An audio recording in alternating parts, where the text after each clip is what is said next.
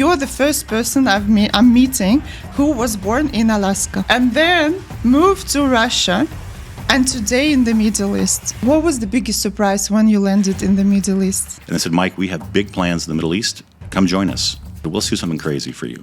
And I said, I like crazy. Real estate development, leading now expansion across UAE and GCC, how to lead successfully in the country with over 200 nationalities. I'm here to put a man on the moon. I give people opportunity. I challenge them. I don't care if you're from India or Pakistan or America. How to create a luxury product in the place where luxury means different things to different nationalities and cultures. We try to do something that improves people's lives. If someone comes to the site, they're not well fed, they're not well rested, if their bus is driving for 2 hours and 45 degrees, how can they build this luxury building? What's your strategy? Our project in Abu Dhabi, it's a Pritzker-winning architecture firm. If you ask people in Dubai who built the Burj Al Arab, they don't know. Isn't a German architect? You don't know. Yeah. People don't pay attention to that. We pay attention to that. What is the attraction in Abu Dhabi now? The sovereign wealth fund in Abu Dhabi has just reached $2 trillion. It's going to be another crash coming. How do you protect yourself? Hi guys, welcome to a new episode of our Master Vision podcast, where we get inspired by the future to build successful businesses and lives today. As you probably know, my team is constantly on the search for people, leaders, experts, entrepreneurs who can bring us fresh perspectives on the business, but also who are real optimists and people who care about other people. And today my guest is exactly that. Michael is the CEO of Merit Real Estate Development. He's leading now expansion across UAE and GCC. He has over 30 years in global real estate and managed over 5 billion assets in value across US, Europe, and Middle East. He's a former head of development for Kidia Performing Arts Center and a former CEO of Wayne Bridge Capital. But for us and for my team here, we're fascinated not by the gravitas of his experience, but by his mindset. I would like to learn from Michael today how to lead successfully in the country with over 200 nationalities, how to create a luxury product in the place where luxury means different things to different nationalities and cultures. And a bit of philosophy, how to stay positive in the world that is highly competitive and is so disruptive and distracted by AI and technology. Thank you very much, Michael, for joining me today and finding time. Nina, nice to meet you. Good to be here today with you. Thank you. I'd like to know about your journey, because it's super interesting for me. You're the first person I'm meeting who was born in Alaska and then moved to Russia, and today in the Middle East. What did bring you here, all the way from Alaska, we could say?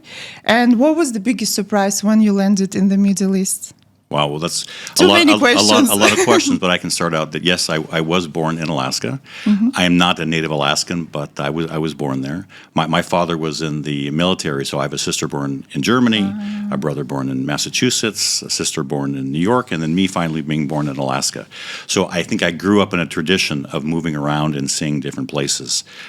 In Alaska, there's not that many people. So the 500,000 people that live in Alaska, there's not that many of us. But the state is enormous. So it's the largest state in the U.S. It's a very wealthy state, a lot of oil revenue, a lot of tourism, and a lot of natural resources.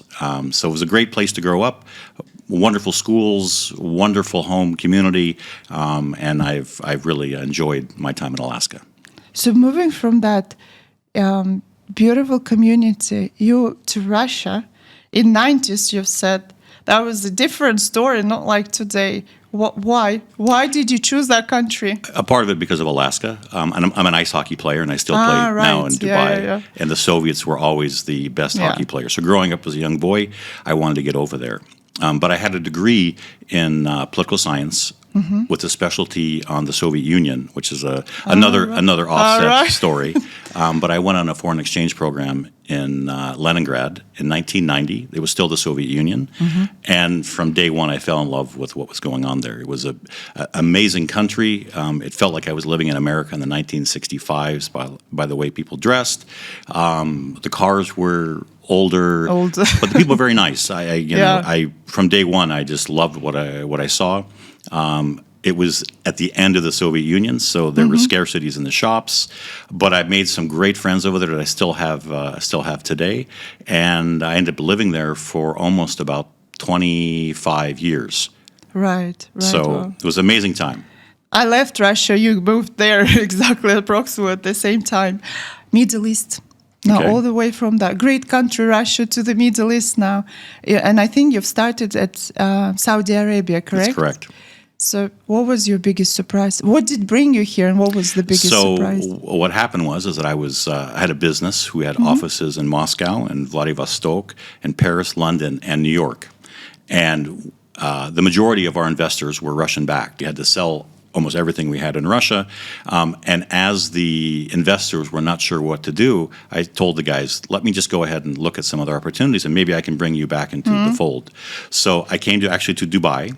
About to Dubai 3.5 years ago, looking around, seeing what to do. And everybody told me, Mike, there's nothing for you to do in Dubai. What's happening here, people have been doing it for 20 years. We don't need your skill set. But you should go to the kingdom. I was like, what's the kingdom? And they said, the kingdom of Saudi Arabia. So as anybody who was looking for something to do, I went on LinkedIn. I connected with one of the construction managers who we had some contact back in Florida. And he said, Mike, are you looking to come and work here? I said, it would be great if there's an opportunity. He said, let me get you in contact with the head of development of Qiddiya.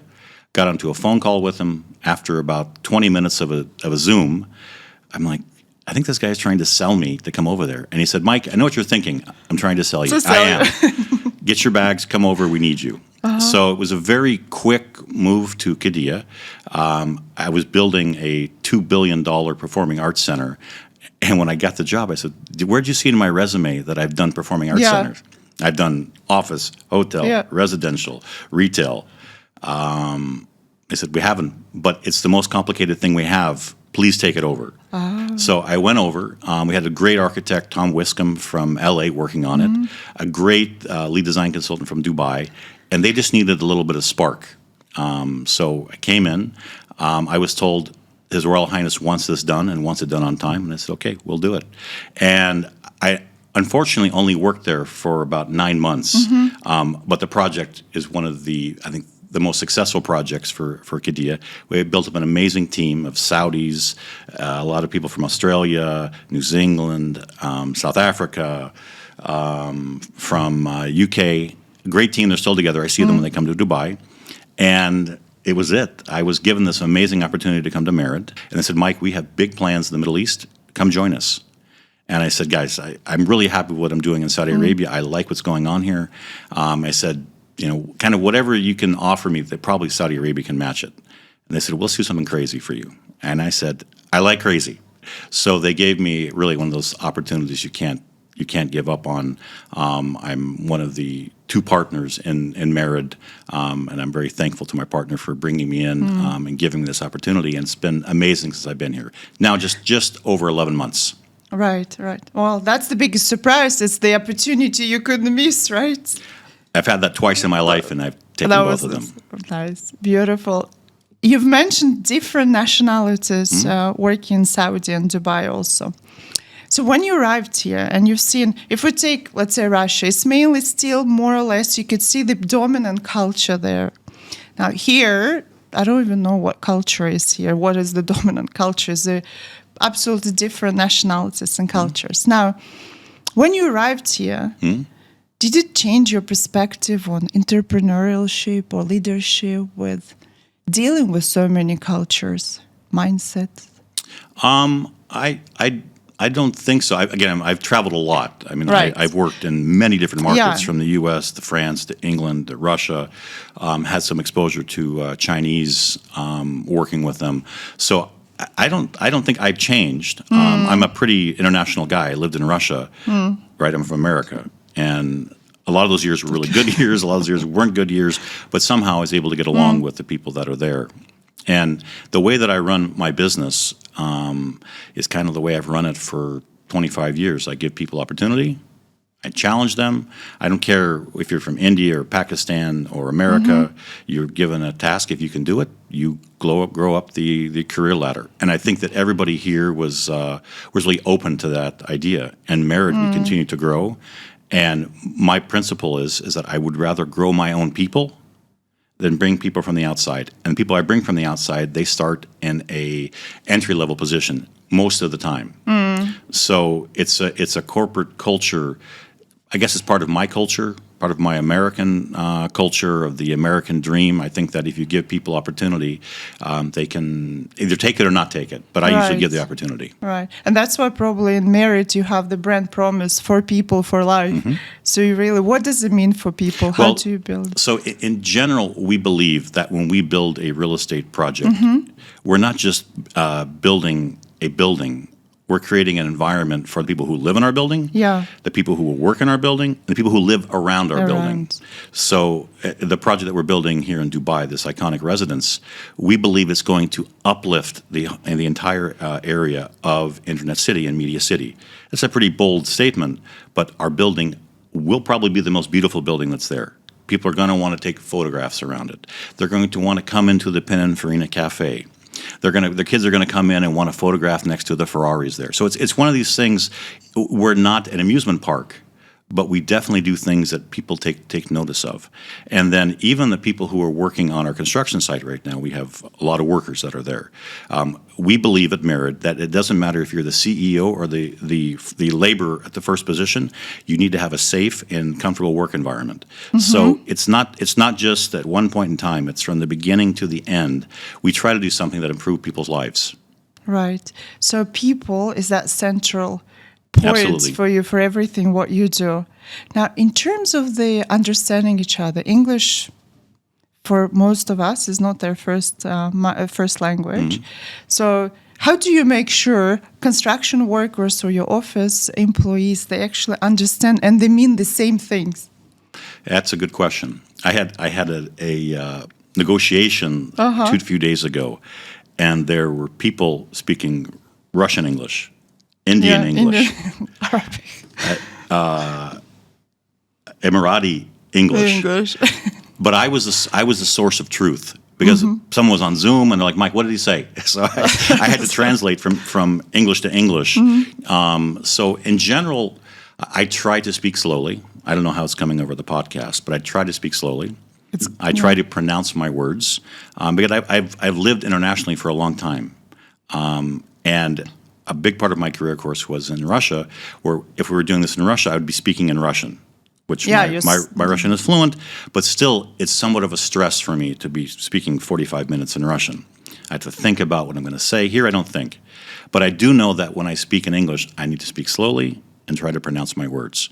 So, and I think in our office, we all get along, we all understand, and if not, we'll ask a second time. So it's not really a problem. Not a problem, because I've met some of my Russian-speaking friends, and they said, no, we hire only Russian-speaking just to make sure, or maybe it's the Russian mentality, just to make sure we're clear about every word we say and what we mean behind it.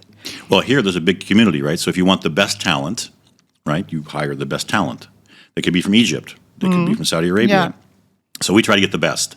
And a lot of times Russians are hard workers and good workers, but a lot of times so are Egyptians and Turks. Absolutely. I mean, we have, I don't know how many nationalities, I haven't counted it, but it's got to be 12 nationalities working in our office here in Dubai. Yeah, it's very diverse. How do you keep them? I know it sounds maybe cliche motivated, because traditionally, I would say here, people come to earn money, traditionally.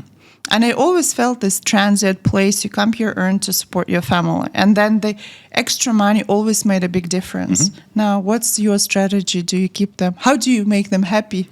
Well, one of my KPIs is to keep top talent in the company. And it wasn't placed by the shareholders, it was placed by myself. Because I realized that for me to build a real estate business, it's all about the people. Yeah. Like literally, it's about the people. It's not about yet technology. It's about the people who get the job done. So my first day when I came to Merit to meet the employees, that time we had 53 employees, I realized that when I came in and I made the announcement in the main lobby, is people were going to want to start to figure out, what is this Mike Belton guy all about? Right? Who is he?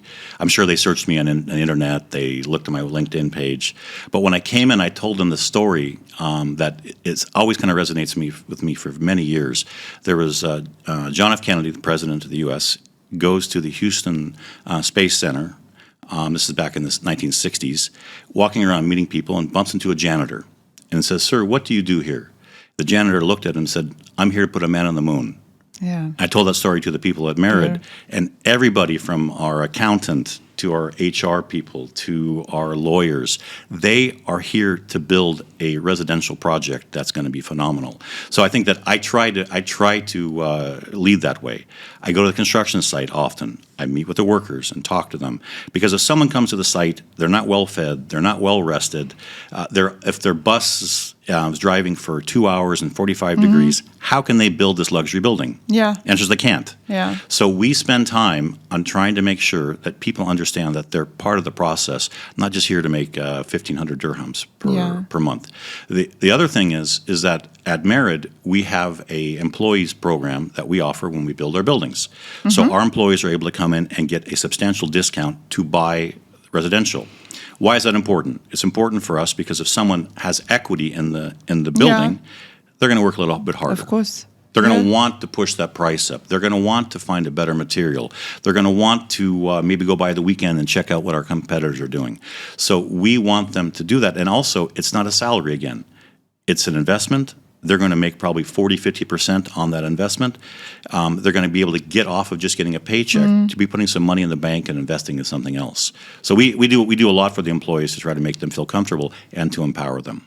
And I think also us here, most of us don't have families, right? They're back in our country. So part of that the social aspect and purpose that you have at work is important. That's beautiful to see. Because I think, unfortunately, the market is really, or fortunate, is growing. But unfortunate, maybe sometimes other companies take a bit of advantage of people. And it's beautiful to see, to have a purpose like that. You've mentioned you're in a luxury, especially the beautiful building, Pininfarina, designed by Pininfarina in Dubai Internet City, you're building. Now, word luxury. Do you find that word is being so used, abused, overused in this part of the world? I would say that everybody's striving to get to their level of luxury, right? I think a lot of what is announced as luxury and shown on pretty pictures does not get built. So I think from a pretty picture, it might be a luxury, but to go ahead and get it done is a different situation. So we do bring in the best of the best. I mean, Pininfarina, they are an amazing architecture firm. Our project in Abu Dhabi, it's a Pritzker-winning architecture firm. If you ask people in Dubai who built the Burj Al Arab, they don't know. Isn't a German architect? You don't know. Who built, I think that. who designed the Burj Khalifa? You don't know. Find the names and put it in the notes. So people don't pay attention to that. We pay attention to that. Yeah. So the point is from the architect to the contractor to the interior designer to the interior contractor, we pick the best of the best. We just recently hired Bond Interiors for our project in Internet City, this iconic residence. They are the best of the best. There's not anybody better. We already have about 60% of our projects sold. We didn't have to go with them. Right. But it's part of our vision, and this is the first project that we're building. It's going to be a iconic building, and we focus on it 24/7 to get it there. Can we just be a devil's advocate a little bit? If people don't care, or don't care, if people don't know who the architects, who are the contractors behind it, projects, like iconic projects that you've mentioned, why do they even care then? Well, we find those who do care. Right. So it's that clientele. When people come to our showroom or sales office in the building, the minute they walk off the elevator, We're on the 45th floor, the penthouse floor of this building overlooking the city. They're in a different world. Straight right after the... You are in a different world. It's Pininfarina the minute you walk out. The entire floor is Pininfarina. They walk by the Pininfarina materials. They walk into the show flat. Right. They see the Ferrari they had when they were 28 years old inside our building. It's something that they see and they want. So if you don't want that, you're not our client. Right. So the people who want that, they come to us and immediately buy. It's a very interesting experience. People who are Ferrari and Maserati fanatics, when they're in our building, they're just in heaven. They don't want to leave. They don't want to leave. They want to buy immediately. They want to bring in their brother to buy another one. And then the prices are high. So it's one of these things where if you're not building a good quality product and you can put a watch brand on it or something that doesn't really transition into real estate, you're going to get an average price, right? As good as your marketing program is, et cetera. We're a little different. And 85% of the buyers that we have, they're Europeans. Right. So a lot of people, when they come to Dubai, they go to other projects and they see the finishing materials and they're like, ooh, not very nice. And that's in the show flat. Then when the flat is completed, then it's even worse. So in our building, the goal is that no one changes any of the interiors. They can their furniture, decorate it, but we want to provide an experience that you just come in, put your furniture in, or take our furniture package and live and enjoy yourself. Because people are busy. You don't want to come over here and have to rip everything out and redo things after you already paid for it once. Yeah. So we really want to provide something that people are going to like. And everybody comes in, likes it. It's not like half the people, everybody likes it. So your luxury, I would say, is not really that just a symbol, status symbol. It's more of that emotional, maybe a bit of nostalgia, a bit of art, right? Engineering art. So it's a lot of that emotional. It's that and more. So again, besides that, you have the amenities. We have a paddle tennis court. We have the yoga. We've got the spa. We've got the restaurant, infinity pool on the 40th floor. All these cool things are there. But I would say even more that, especially when you're in Dubai, luxury is just not the bed you sleep on. It's the water you drink, the air you breathe. So we have reverse osmosis water filtration systems, so men's hair doesn't fall out. Right? You can drink water from the tap. We also have hospital grade. You can drink water from the tap? You can drink water from our tap. This is luxury. So you don't have to bring up all these plastic bottles and worry about the environment and all that. You can drink the water from the tap. Number two, we have hospital grade air filtration systems. So all the sand you see outside is not coming into your apartment. Right? So you're not getting this into your lungs. So luxury is just not about the floor finish and the bed you're sleeping on. It's about what you do for your body. It's the food you eat. Right. We don't provide the food you eat, but we're providing pretty much everything else. Right. No, you provide the water that the food is cooked on. Excellent. This is really, because I wanted to ask the whole luxury concept with the different nationalities. They take it differently, but I understand you niche, you have that niche, right, that you've carved for yourself. People who come to us, they are our clients. So we have, again, 85% European, and that's Russian, German, Swiss, Polish, Spanish, UK, Italy, Greece. The list goes on and on. Yeah. The rest, the other 15%, are actually people from this region. We have maybe one or two buyers from India. I think we have 0 buyers from China. They're a different clientele. They like to be in a different part of the city, like to look at different things. But if you're a European or someone from the GCC, you come up to our building, you look out the view, you see the palm, you see the water, like, this is what I need. You just don't want to leave. They don't want to leave. What would you suggest for entrepreneurs to come here and set up businesses, either real estate or service businesses and so on? Is it good to focus on particular nationality, or it's about the product? What would you say? Because you're an entrepreneur yourself, how would you deal with that diversity of nationalities? Well, I think, like I said, I talk about just real estate development. We're not EMAR, right? We haven't been building here for 25 years. We're not some of the other companies. So we have to find what our niche is and what we're good at and do it. So if you're providing another service, I would imagine it's the same thing. You can't just come to the market and just advertise everything because you can't You can't do that. You've got to really specialize in something. So if you have a great product that works in Europe and America or Africa, and no one else is doing it, then of course you provide that. But I would recommend you focus on whatever that specialty is, Right. and you just hammer on that one, because the market is very dynamic. And if you go too broad, some other smart guy or girl is going to come in. They're going to chop a piece of your business off and do that piece better. So that's my advice. It's what we do, and I would imagine it works for other businesses as well. I know that your Abu Dhabi project may be a little bit still confidential. I've seen some of the renders even. I think it's beautiful. Is it the same clientele, the buyers there you're looking at, or? Well, we launched the project in November, so I will not be able to tell you until we launch it. Okay. Who the buyers are. We are doing this, these expressions of interest. Yeah. The interest has been very, very, very good with our current buyers. So people from Dubai who bought, they're buying the apartments in Abu Dhabi from us. I see where they started and where they've ended, what they bought into the project and what it's worth now in Dubai. And in Abu Dhabi, the price is about half of what it is in Dubai. So we have people who bought one apartment in Dubai are buying 2 apartments in Abu Dhabi. So it's going very well. We haven't gone to the Abu Dhabi market yet because the project is not registered. It should be registered probably the end of this month. And then we'll start speaking to the local brokers, start getting the interest, and we'll launch the project in November. But we think that the only difference we'll see in Abu Dhabi is that there'll be more Emiratis who are buying. Okay. So traditionally, the Emiratis will buy half a floor, and they'll give to their son or daughter so they have some way to earn rental income.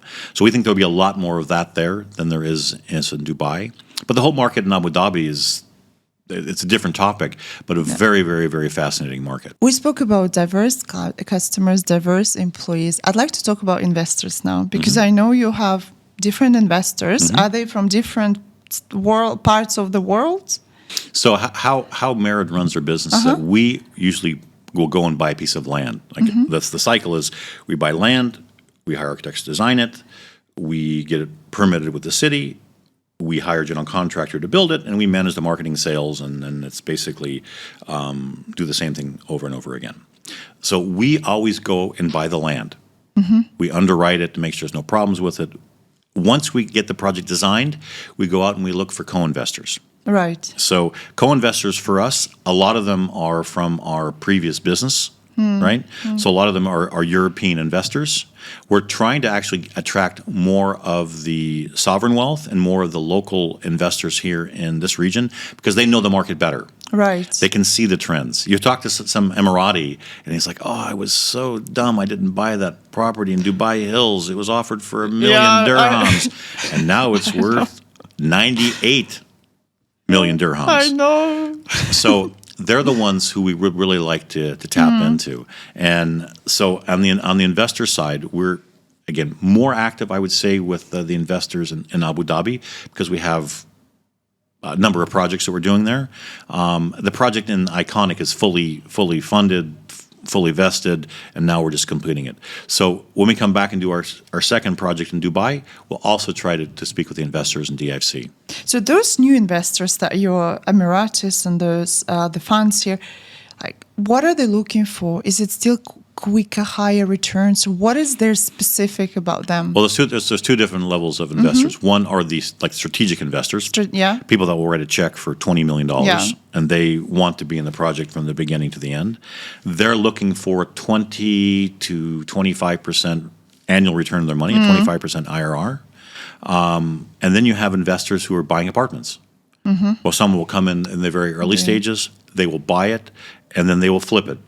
We have 0 flippers. We don't really like to have flippers in our building because we don't know the next people who are going to be coming in.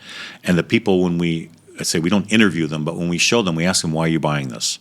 What do they say? If they're buying it for themselves, like they're moving here. A lot of Europeans are moving here, so they're buying it for themselves, or they're buying it as an investment to get a golden visa, and then they want to go ahead and rent it out. Those are the buyers that we like.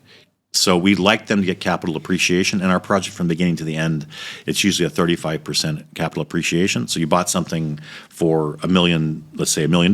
By the end, it's worth $1.35 million. Didn't do anything. You just gave us the money. And for those that don't know, here in the UAE, they have these payment plans. So usually from the start to the finish of construction, you've only paid 50%. Yeah.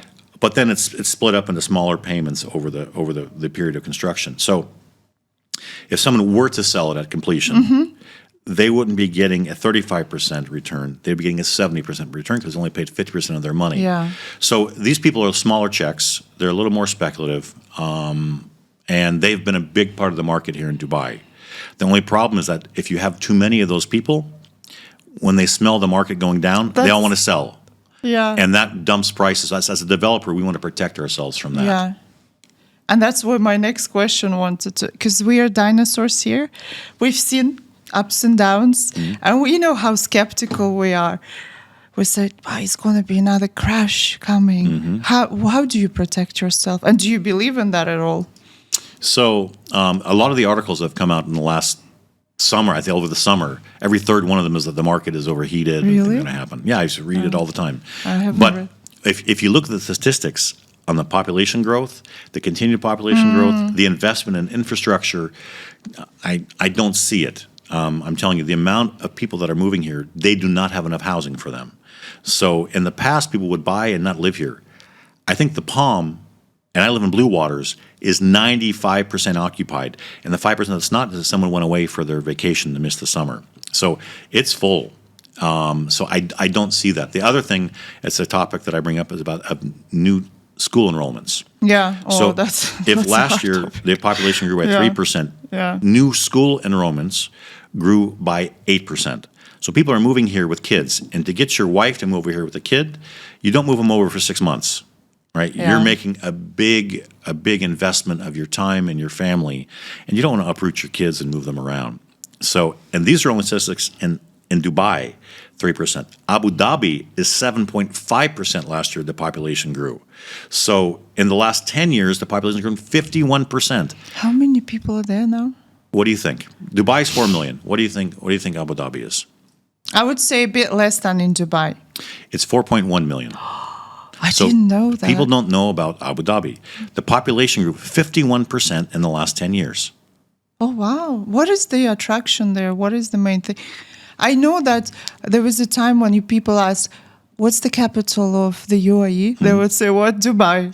But it's Abu Dhabi. What is the attraction in Abu Dhabi now? Why? So in general, Abu Dhabi, they're trying to kind of brand it as the capital of capital, right? The play on words, right? Capital meaning money. Yeah. So the sovereign wealth fund in Abu Dhabi has just reached $2 trillion. It's Mubadala plus sovereign wealth, $2 trillion.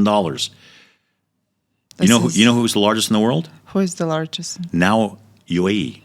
So the amount of money, it's more than is in China, right, in sovereign wealth, more than in Singapore, more that's in Norway. It's the largest. So the amount of capital there is amazing. Saudi Arabia, by the way, is $500 billion. They're $2 trillion. So it's a place where capital comes. People are comfortable putting their capital there and comfortable investing it. The second thing is this huge investment in AI that's going on there. So it's all happening in Abu Dhabi. The money is there. 95% of all the oil revenue is there. It's the capital, so all the embassies are there. All the defense and space industry is there. So it's just all of these jobs that are being created. You've got the museums, right? You have the Louvre, the Guggenheim, the National Museum opening this year. You have what's the Japanese one, the really fun one. I forget. I can't remember the name of it. We'll find the name. But it's amazing. I've been to all of them, and they're just amazing. Saadiyat is amazing. My family, when we want to go for a staycation, we're going only to Abu Dhabi. It's just so nice. So, and then also all this investment is going into Abu Dhabi itself. So in the past, they were conservative. Now they're opening it up. And if you just look as a real estate developer, I think in Dubai last year, there were 420 new projects launched. How many in Abu Dhabi would you imagine? I would say less. Less is a little less than that. Less than that? 150? A little less. Even less? A little less. 38. Only. Or is that? But huge ones, no? Well, the amount of houses, I think, I don't have all the statistics, but I think it's 140,000 homes, apartments and homes, were launched last year in Dubai. Yeah. 38,000 in Abu Dhabi. Right. So the population is growing faster. The population is the same size. The supply is still... Supply is limited. Don't tell any other developers about that, please. That's what I just want to say. After this podcast, we're going to have thousands of new projects launching there. What do you think? What is the attraction thing? Dubai has a big story. You travel everywhere in Dubai. It wasn't like that about 20 years ago. What is the Abu Dhabi? How do they manage it? Because it's not like in the paper everywhere. What's their story now? How do they attract I think it's just a slower burn. Slower burn. Right? They're investing a lot. Right? This Etihad rail that's going back and forth. Emphasis on culture and family. So I haven't been to a museum in Dubai except for one in a shopping mall. But I've been to the Louvre 6 times. Yeah. When the Guggenheim opens, we'll be going there. Yeah. This grand mosque in Abu Dhabi. Isn't it fascinating? I haven't been to a mosque in Dubai. Yeah. So you go to Abu Dhabi for a different reason. The beaches are better. Yeah. Right?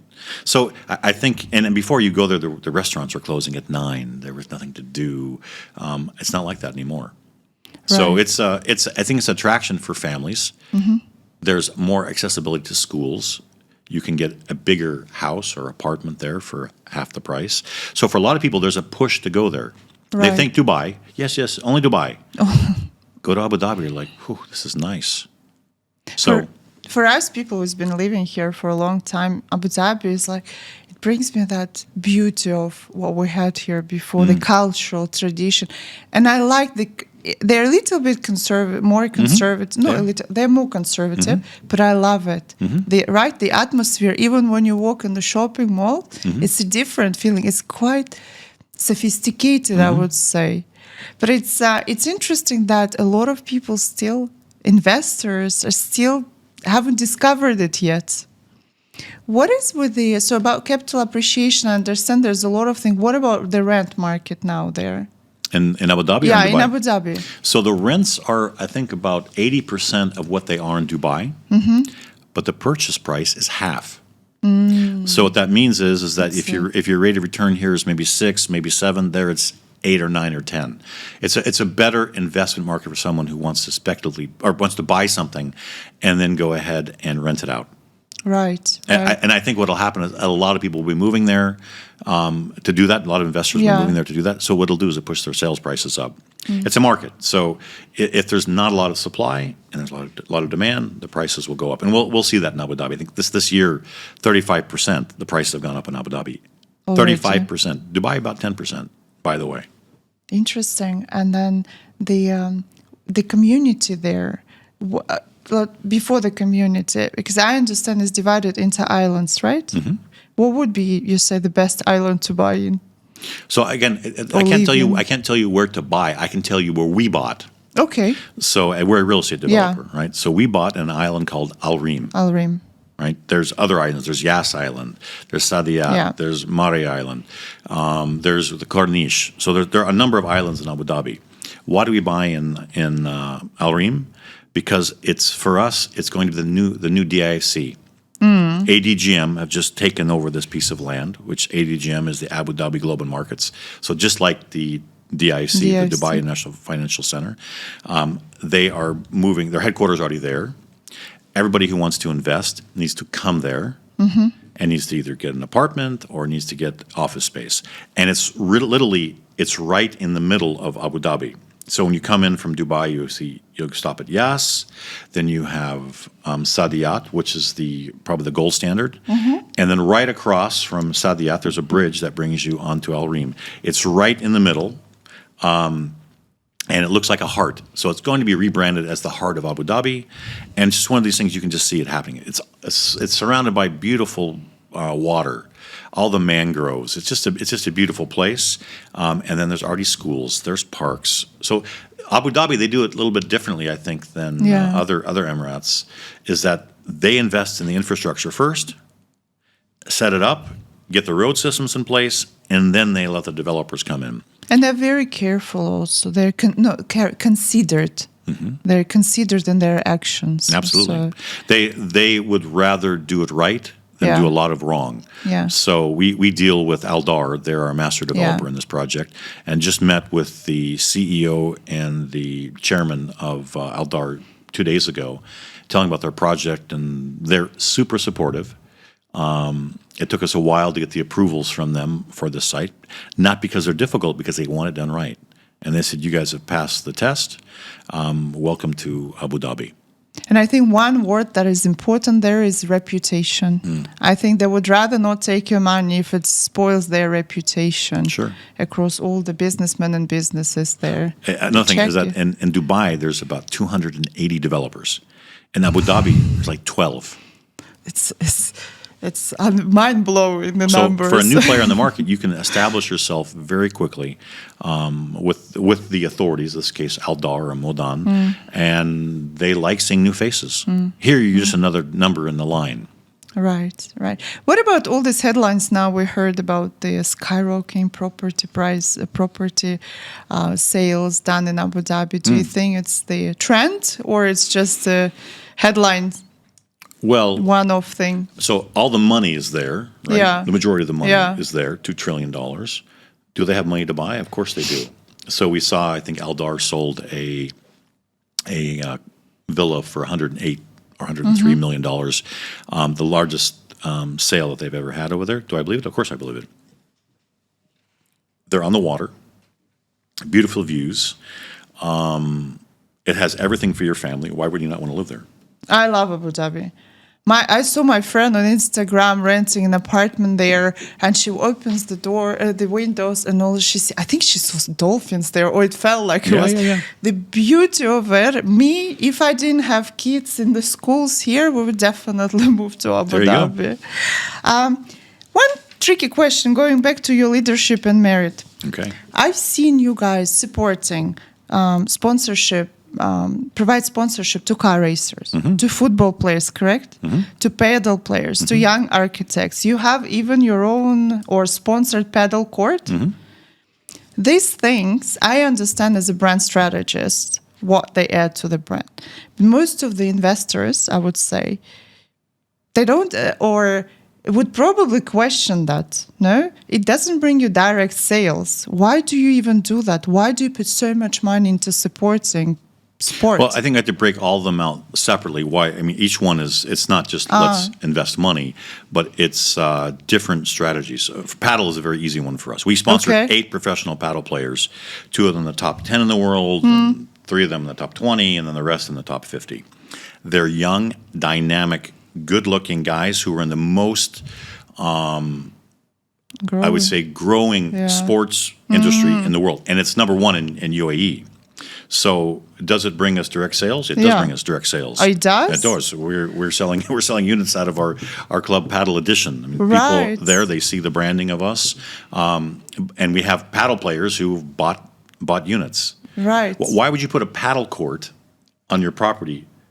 Right? Does it help you sell? Of course it helps you sell. Right. So, but it's really a part of our DNA. We see ourselves as kind of the it's going to sound strange, the young, energetic, new guys on the block.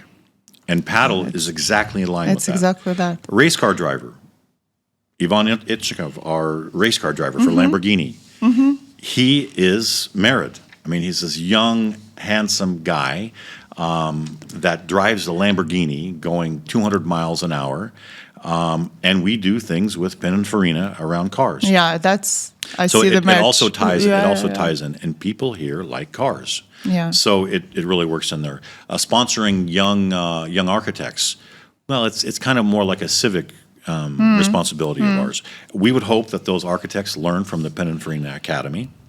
Maybe they come work for us. But they probably will remember about us. And I think it's something we like to help young people. We also have an internship program. Will they come work with us? No, but they get to spend time with the CEO of the business and the CFO, learn about this. So it's part of our DNA of our company.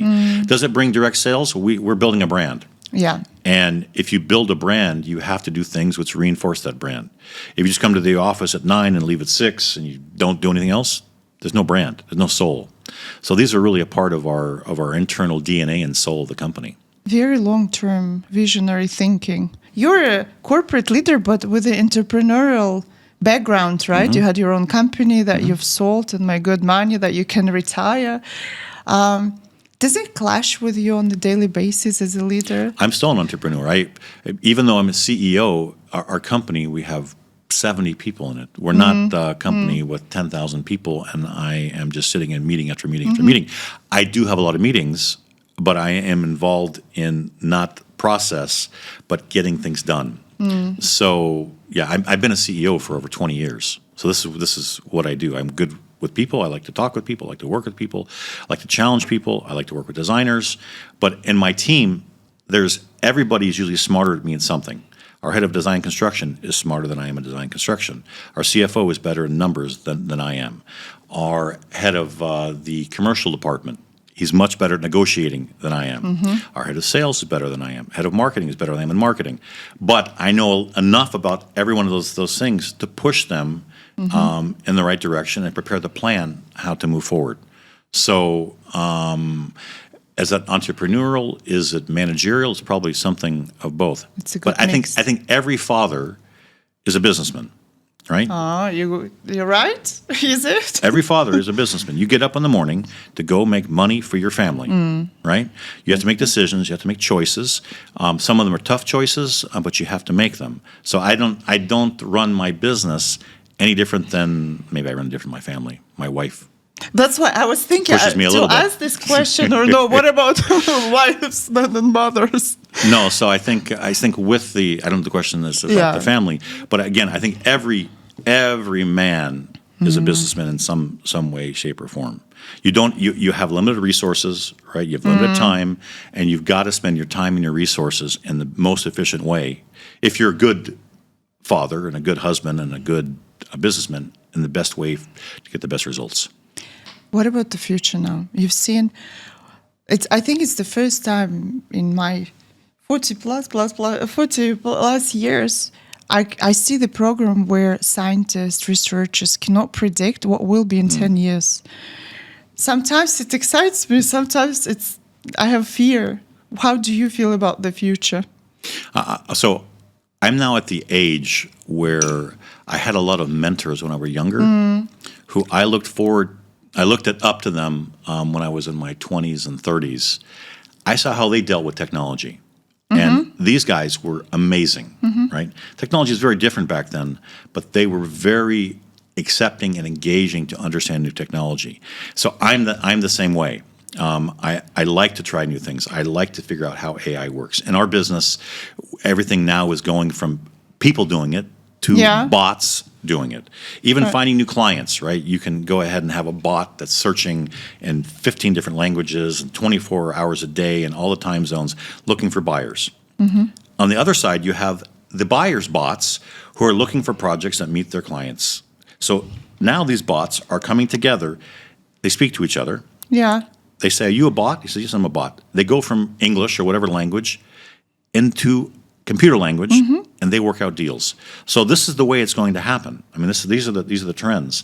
A lot of things that people are doing, like even architecture.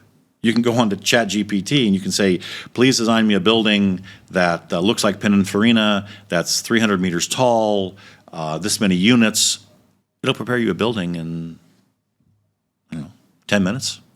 It'll take Pininfarina 18 months. Of course, it's not perfect, but it will be perfect. So the architecture, the engineering, everything will soon be done by AI, and that's just the way it's going to be. But does it excite you or scare a bit? I think it excites me. It's just interesting to see what are all those people going to be doing. Yeah. What are we all going to do? But this is a question back to industrial evolution, right? People are afraid that machines were going to take their job, right? So somehow we adapted and we went forward and changed. The good news is that in construction, which we have a big hand in, a lot of things are still done by hand. Still by hand. By hand. So will there be 3D printers that build buildings? There are some, but we don't see them really being used widely. But the technology, it makes it safer for the employees, right? It makes it safer for the workers. So I don't see any downside to it. I still drive a car that's gas based, not electric. I had that choice. I make choices as I see fit. But no, I'm not afraid of technology. No. What about skills? What do you think? Let's assume this your scenario: bots, robots. We have some other things to do. What do you think for us as leaders of the companies? What do you think 2 or 3 skills that we will need to be still successful leaders? Well, I think there's probably 2 that I don't think robots can do. One is that people need to be curious. Leaders need to be curious about what's out there, what's next, what's the next thing. So curiosity is number 1. Curious. Number 2 is emotional intelligence. Right. I'm not the smartest guy with numbers, even though I know numbers pretty good. I'm not the smartest guy at this, but I have, I think, a pretty high level of emotional intelligence. To read a room, to understand someone's having a bad day, to push somebody, to warn somebody, to do whatever I think needs to happen to get the task done. And then the last thing, which unfortunately computers can do, is multitask. Every day I wake up, I've got 15 things I have to get done. Luckily, I have a nice team where I can hand off tasks to get things done by my very qualified team members. But I think multitasking, curiosity, and emotional intelligence are something that we as leaders need to have, or you just can't keep up today. Right. My last question. I wish we could continue for at least an hour. I think there's a lot of interesting things that I've learned today. I always ask this question now, my guest. If you had a chance to gain one superpower, what would that be? That's a good question. A superpower. I haven't heard what your other guest said. It would probably be the superpower to time travel. Time travel? And I think it goes both ways, to go forward and to go back. Forward, not because I really want to win the lottery, right? And then go back and buy a lottery ticket. It's just like if I were to see my life 20 years from now, I imagine I'd be doing pretty well, right? And it would just reinforce to me that I should just need to relax. Don't sweat the small things, right? Spend time with your family. Do all these things that I know I should do, but maybe I don't always do. Right. And then maybe it's to go back, and I don't know if correct some of the mistakes in my past, but spend some more time with your parents who have passed, or do all those kind of nice sentimental things. So I think time travel would be something that I would be very interested in doing. Or just ask for a superpower to relax and enjoy without going back and forth. No, but if you relax too much, then you need a different superpower. Thank you so much. I loved it. I've relaxed. I enjoyed. Thank you so much, and learned a lot. Thank you, Nina. Thank you. Now we can turn it off. It was good. I really loved it.